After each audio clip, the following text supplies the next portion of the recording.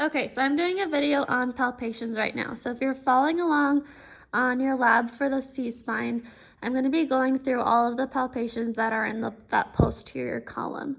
So the first palpation that I'm going to show you then is the occiput. So on the skeleton, the occiput is this rounded bone that's right at the base of the skull. So it's kind of marked with this blue line right here. And then I'll show you how to palpate it on a person. So it's easiest to do it with them laying prone. And then at the very base of the skull, you can kind of feel a little bit of a ridge that's right at the base of their skull. And you can kind of palpate from the bottom up and you'll feel that shelf. The second palpation then is your spinous process. So in the C-spine, we have 7 vertebrae. So we have C1 through C7. C7 can't be palpated, so the very first one that you can palpate is C2, and then you'll work your way down to C7. C7 is the most prominent vertebrae, so that's going to be the one that I normally start with when I'm palpating. So on my patient here, so I'm going to find that vertebrae or that spinous process that's the most prominent to me. So that's going to be about the level of their shoulders.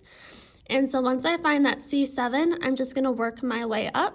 So now I'm on C6, C5, C4, C3, and C2 is that last one that I can palpate up here. So C2 is going to be the very closest to the base of the skull, close to that occiput bone.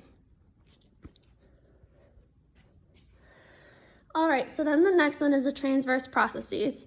So on the skeleton, that's going to be these bones that come out on the sides here, so more lateral to the spinous process. And these ones we can't directly palpate, but because it's going to be underneath the muscle belly. But in general, so if we find the spinous process that's right in the middle and go lateral to it, kind of in the muscle belly, that's going to be where our transverse processes are going to go. So each vertebrae has a transverse process. Okay, the next one then is the facet joints. So again, this is going to be an indirect palpation on your patient, but the facet joints is where all of the vertebrae come together and make contact with one another. So as you can see, it's where these transverse processes are kind of stacking, and right in the middle there where they're coming in contact, that's where the facet joint is. So again, if you're going to palpate it on a patient, you're going to find that spinous process and come right off to the side of it, and you'll be on that facet joint. So it's going to be really close to where you're palpating the transverse process.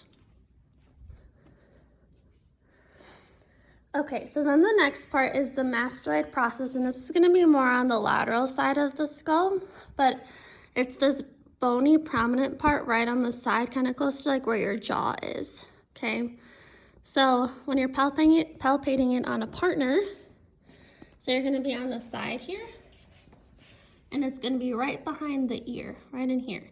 So this palpation is kind of important, especially if we're thinking about a skull fracture, because this might be where you might see a lot of bruising. So it's going to be right behind the ear right here. Then the last one in this posterior column is the upper traps. So on the skeleton, it'd be right in this area, so between the neck, it attaches all the way up here and comes out to the tip of the shoulder and then back to the spine. So again, on a person, this is going to be that part that I've said before where a lot of people hold their tension and you might have a lot of knots. So it's going to be right up here at the very top of the shoulder. It comes all the way up the C-spine and then comes back down and attaches at the tip of the shoulder. That's going to be all of this muscle belly over here.